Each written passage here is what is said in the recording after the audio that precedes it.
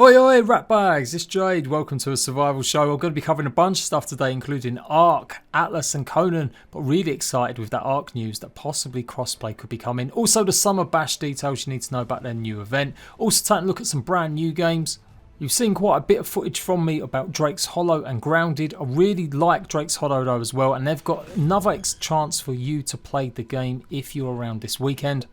On top of that, Ran Lost Islands, Space Engineers is coming up with some new content soon, and how developers respond when things don't go well. Population Zero recently published an article, and Donkey Crew, the last Oasis devs, have just put out a devlog detailing the problems they had, but also what they've got coming very near future with a big update adding a bunch of new content too. Plus, Green Hell adds more co-op story content, and Citadel Forged with Fire. Console users, you are going to get the God's King's Vengeance, the update that's been on PC for a few weeks now. It is coming to console on June the 23rd. Got more details about that and how you can play it for free as well. I want you guys to give me your opinion. What do you think about these survival shows? I enjoy doing them. They seem to be doing okay, but I want your guys, if any way I can improve them, let me know in the comments section. Let's go. It's all here. It's the survival show. No, hang on, wait, it's all here. No, wait, it's let's go. It's all here. No, it's all here. It's let's go. Oh, bloody hell, you just get on with it. Kicking off with Atlas. Now, the other day I told you guys pretty much that they spoke. They finally said they're going to be updating the game in a major way, and they've got big plans coming. One of them big plans kicked off with basically revamping the map. They're starting it all over once more. It means you're going to lose your progress on the map. Your bases will be gone, your ships will be gone. They're rejigging it and remaking the map. This is the second time they've done this in early access. Now, I'm not pissed off about that. That happens in early access. Stuff will get wiped. ARK bucked the trend when they didn't wipe the servers, and they probably should have done. It will upset the people that are playing this, but the people that are playing this, you've got to realise there's only about 2,000 people on Steam at its peak at the moment playing this game. I don't know if the Xbox numbers are any higher. I doubt it very much. This is a dead game. It's meant to support 40,000 people. It is dead. It needs reviving. So whatever decisions they make, it will piss off them hardcore faithful that have been there and sticking away and grinding away at the game, hoping for some updates. But you can only hope that it will bring in some new players or old returning players. They've also reduced the servers you can play on. They're basically shunting over one player versus everything server and only having the EU one available now. And they're going to be turning PvE into something else. Who knows what that's about? I'm not too sure. Remember, Atlas is very different. It's a bunch of servers all connected on one big map. So if you want to play PvE come mid-July, you're going to have to play on just an EU server. PvP still has EU and North American. They need to take a leaf out of something like Last Oasis book where you can freely travel between EU, North America, whatever region you want to go. It just requires a lot of water to get there. Anywho, I digress. Their second update post following on after that first initial one introduces a brand new community manager and a brand new lead developer.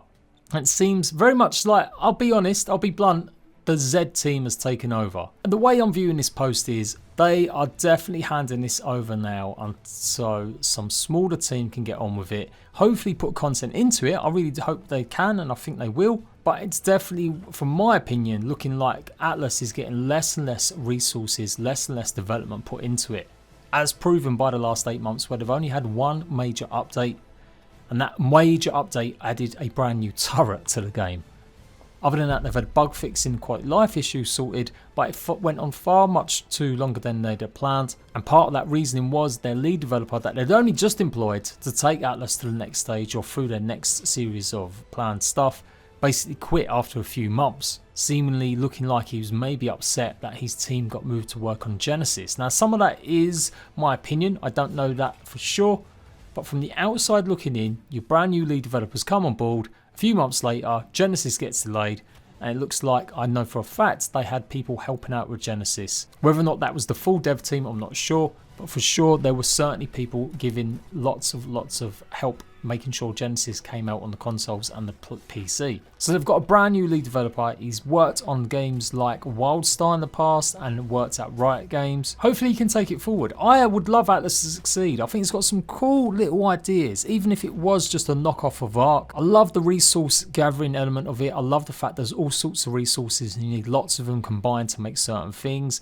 I like that trade system idea. And I love the idea of being a full free pirate, or you could be a trader if you wanted to be. and that was never really realised. Well, it looks like that's what they're focusing on in the future. They want to add some sort of trade route to the system, and it means there'll be more conflict on the open seas. It's the biggest criticism of Atlas. It feels like ARK on water, but not everyone's fighting on water. They're just building these huge mega bases on land. It's really difficult to raid on land, and the whole overall system just needs a complete rewrite. So yeah, Atlas, I'm not expecting big things. I don't like the way they've done this post either.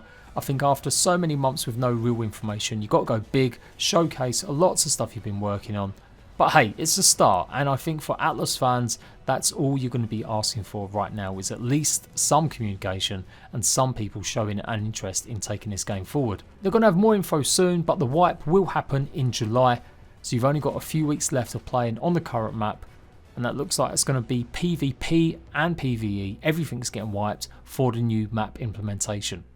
It won't be the last time. I'm sure they'll probably do it once more. Green Hell has got more co-op stuff going on. I didn't realise they were adding a story mode to it as well.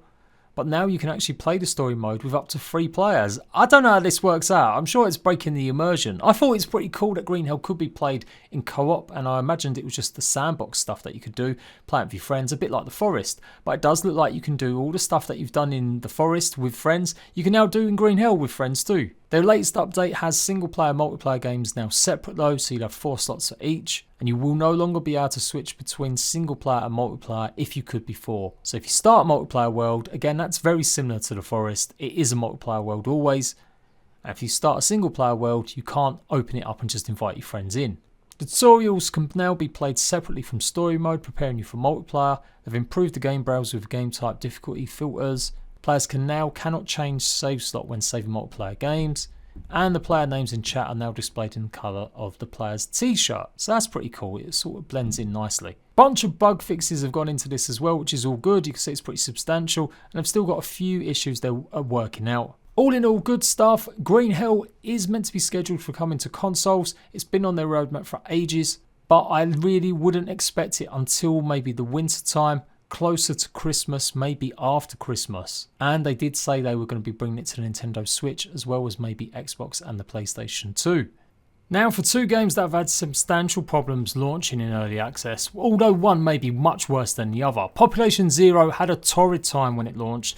It got about 14% only positive review scores, and it was just a pretty bland, boring survival game that really didn't have a lot of the stuff it said it would, like proper MMO features. You weren't able to join friends, it was missing some core basic stuff, and from a pretty big studio, 60 people working on this game, months and months of hype and speculation, lots of videos and marketing, and all in all it just led to a bit of a crap show. They had substantial issues with connections as well, and they had made mistakes with their founders pack that they sold on Kickstarter and stuff like that were directly not the same sort of stuff on Steam. Lots of players were just pretty much unhappy. Since then though, they have crept up. The reviews they're getting right now are much more positive, and it's about 45% of people believe this is a positive game. I mean, that's still a hell of a lot of people think it's negative, but it is improving from that score, so maybe something to check out in the future. Anywho, the devs put out a pretty much open letter in GamesBiz, an industry article website, where it pretty much details the problems they had during early access and stuff. And it is kind of like an apology, but it's also more a bit like just promoting and saying, hey, come and check me out again. We're great now. I definitely think it needs a lot more positive reviews and maybe see a lot more game content from creators, streamers, YouTubers and stuff like that. So yeah, fingers crossed they might be able to turn it around. I never want to see a game fail. I just want game developers to stop putting out shoddy products.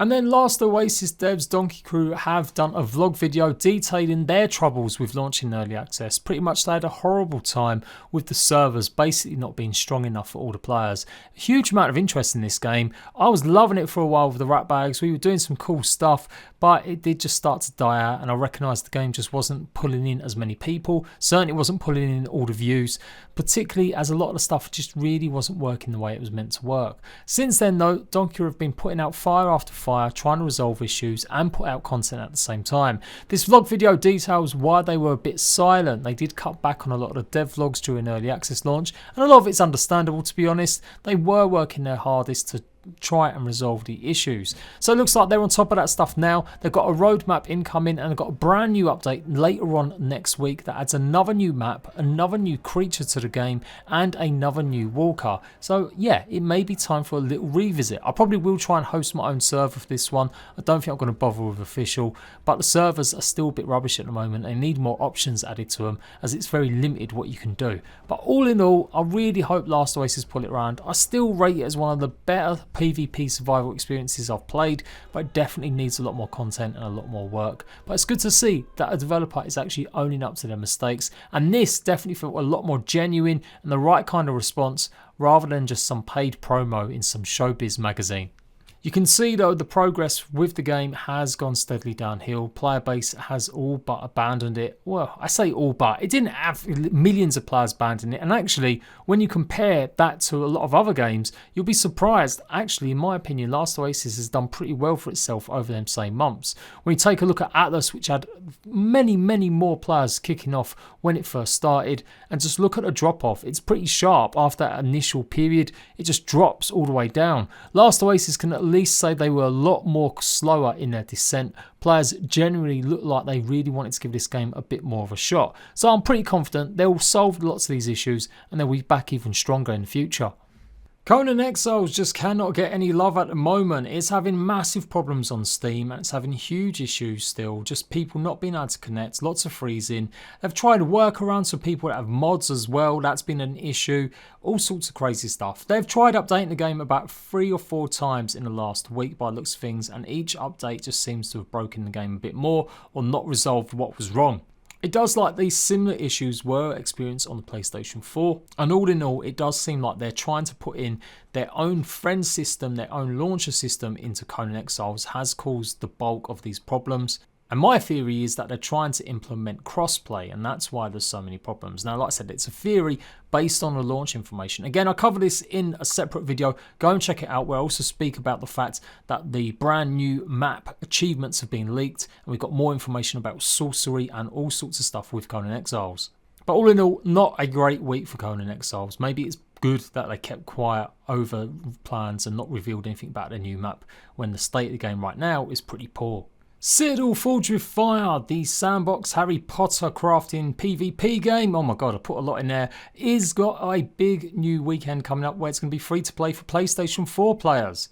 Not only that, but on June 23rd, console is going to get the Gods King's Vengeance. This is the second part of their major update to revamp a lot of story content to the game, add some much needed endgame content with more dungeons, as well as some new mob types. It's pretty much mutated creatures and stuff like that. I've covered this quite a bit in other news videos, but June 23rd is when the update goes live at 10 AM EST time. And then the weekend after that, the game is going to be free to play for June 26th to June 29th on the PS4. Let me know what you're thinking about Citadel Forged with Fire. I rated it as okay, but lacking in content. Once you get past the first week or so of playing it, really isn't much reason to stick around. The PvP can be a bit of fun throwing a spell at other players, but there really just isn't enough content in the game. So prove me wrong, try it out when it's free to play and let me know your thoughts. Drake Hollow, a game I absolutely love. I played it, a lot of it in the beta, and I gave you guys my impressions of it a week or so ago.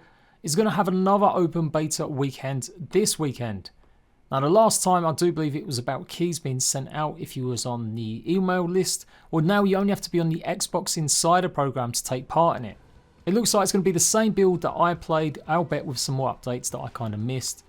And it's going to be like the sandbox version that will be coming to the main game eventually. It looks like this beta version really is a special beta version only, so it's not the full game. There's lots of more content in it than what's there available right now. Drake Hollow is great. You take care of these sleeping little Bubba Drakes, and they'll give you all sorts of little bonus buffs and abilities, help you out around your camp, and you've got to protect them pretty much from the big bad Stranger Thing bad guys. It's coming out on July the 17th. I'm going to be all over it. It's on Xbox, Windows 10 and Steam. Boo, no PS4. All you got to make sure now to play it right now is be on the Xbox Insider program, and you should see it alongside Grounded. I highly recommend this. This alongside Grounded means we've got 2 survival games that are a bit more accessible for a lot of people, have some really different ideas and execute it really well. Unlike a lot of the major survival games that have so many problems, I really did find that Drake Hollow had a lot of great stuff in it. Lots of crafting, lots of exploring and foraging, and certainly a bit of danger element. Try and defend yourself against some of the monsters and mobs. Give it a try. The ARK Summer Bash details have been released. Every year Wildcard do a bunch of events for their main game, and this one is all about bikinis and colourful t-shirts that you would not be seen dead in unless you're on a Friday night out in Glasgow. I'm joking people. But yeah, it adds a bunch of bikinis, new pants, new designs, and it's got a new skin for guns. That water rifle is going to be a lot more deadlier than it looks. Also, frisbees look pretty cool. Obviously, also, all this is taking part over 4th of July weekend as well. Hence why we'll see some creatures wearing some Make America hats great again. June 25th to July 14th, so a big extended one, 2.5 weeks. Hopefully nothing goes wrong. Players love this kind of stuff, but they also dread it because it normally means shit's going to go down. And who knows how badly they'll cock something up with just a simple skin event. They're also having rate boosts times by 3 on breeding, player XP, harvesting and taming. New emotes, the guitar riff, the drum solo, the headbanger. The new skins, 4 new Hawaiian style t-shirts. 3 new swimsuit skins. Barbecue themed grilling spatula for the club. Frisbee skin it is indeed for the boomerang. And 1 sunglasses skin with customizable lenses. We've got Manta, Ammonite, Synadria, Plesiosaur and the Astrocetus. They're all going to be new chibi pets. And they've got event coloured wild creatures, making up for maybe their last one, which was the 5th birthday, where they didn't actually get the colours added properly. So hopefully this will keep console players a little bit busy and happy, as they've still got to wait until September to play around with the new Crystal Wyverns and the new Crystal Isles map. No trailer for it yet. I'm probably expecting that to go live on the 25th. I'm sure we'll see it then. But I have got the interview with the guy that makes the trailers coming tomorrow. Chris, the guy that makes the trailers and manages the website, helped me out and did a podcast interview the other day talking about a bunch of stuff to do with ARK and trailers and stuff like that. So check that out, that's going to be going out this Saturday. If you missed it, ARK is no longer free on the Epic Games Store. That changed yesterday, so that's it, that was your chance to get it for free. There is a brand new interview though that showcases a bunch of new information about ARK. They've sold over 35 million copies of ARK or had downloads of it across consoles and mobile, with about half of that number being on consoles and PC. So I equate that to around 17.5. That's a hell of a lot of players, 17.5 million players. Now this article does gloss over maybe some of the fails of ARK, stressing that it does give lots of regular free updates. Yeah, they do, but they're mostly broken. And they don't generally add long lasting stuff to the game. They're mostly skins like the Summer Bash. But of course we do get the free maps. It also talks about revenue that's earned by survival games and why it was so popular in 2015. And although maybe not as popular as it once was, it certainly is still making millions every single year, hence why survival is so big still. Now Jesse Rapsack, one of the creators of ARK, did stress though that we've probably put some stuff that was a little bit too disruptive to the game's meta, or maybe in some cases we've been accidentally losing people's progress and things like that. But I think that's generally been a minority of cases.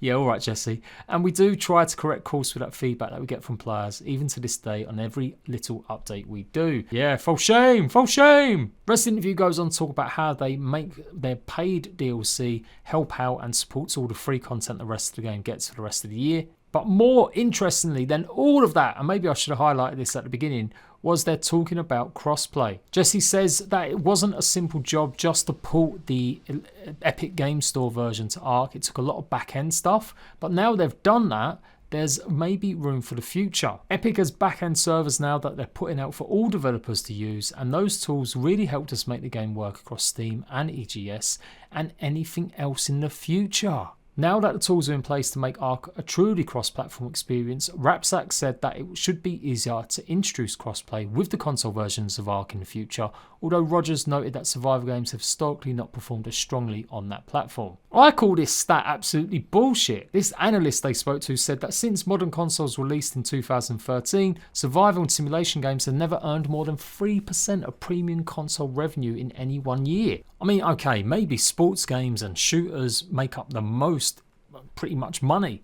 But judging by the amount of views YouTubers get covering these types of games, and the amount of players, like 17 million across PC and console, I think last record was at least 6 million on console play ARK Survival Evolved, and that's got to have increased massively since it's free on the Games Pass too. Games like The Forest, which was the number 7th most downloaded game on the PlayStation Store in Europe last year, Stranded Deep, DayZ, they've all done incredibly well on console. The rest of the report says that they've been making money after money on mobile, that they grew 67% and have had their best year ever, or best quarter in the year's Q1 this year, 16 million. I bet they've got some really shady shit on the free-to-play version on mobile, I've got to say. Time boosters, you know the kind of stuff. But I guess people are used to that on mobile games and they'll buy it if they want to. It's your money, you do you. So yeah, crossplay could be a thing. I would love to see it on ARK, I'd love it. I'd reignite my servers in the past. I've kind of died on one platform or another and I can't really share myself between so many platforms. But it'd be so cool if I could play with all my rat bags on just one server. I genuinely think it's the future. Conan Exiles seem to be doing it and other games are looking at it more and more. Crossplay is going to be something that every studio needs to think about. Space Engineers, you're going to get some new content very soon. The Sparks of the Future live stream is happening next Wednesday. It looks like they're adding some brand new skins or DLC to the game where you'll be able to customise and accessorise with all these brand new neon lightings. No more details than that, but they have been teasing this for a few weeks now. You can see the outside of the ship looks pretty much brighter. It does look like it's had some sort of magical upgrade. It all looks quite nice and shiny. So yeah, we'll see what happens with that. Fair credit to Space Engineers, they have been trying to improve their multiplayer, particularly on Xbox where it's pretty abysmal. They've been running a beta on the Xbox version as well. So hopefully this will signal a bright future for Space Engineers, particularly console players that haven't had the best of times playing the game since it's been out. Now I've not seen many people cover it, but Lost Islands is a new survival battle royale. I say survival, it's a battle royale, let's face it, but I like them. Now this one's pretty much for honour, but in a battle royale setting. I've played quite a bit of it. I played the Japanese version because I logged into the wrong server last week. I have the footage, I have the video, probably got up for patrons only. But yeah, it's pretty cool. There's all sorts of different weapons you can get. There's different abilities that you have. You can ride horses, all the while taking players out while this gigantic wave closes in and around you. The objective of the game is to kill players, get to objectives, and then try and escape on a ship before the floods come in. So yeah, go and try it out. It's free for right now, I do believe. The beta is live all weekend on Steam and it is meant to be coming to the PlayStation 4 in the future too. So there we go guys, just a short one from me. I hope you enjoy your weekend. Let me know what you're thinking about all them. Absolutely, if you got a chance, go and try Grounded or Drake's Hollow. I'm definitely recommending them for the future. You're going to be seeing a lot more of them two games. As ever, I'll be back with more survival news next week. Until next time, laters!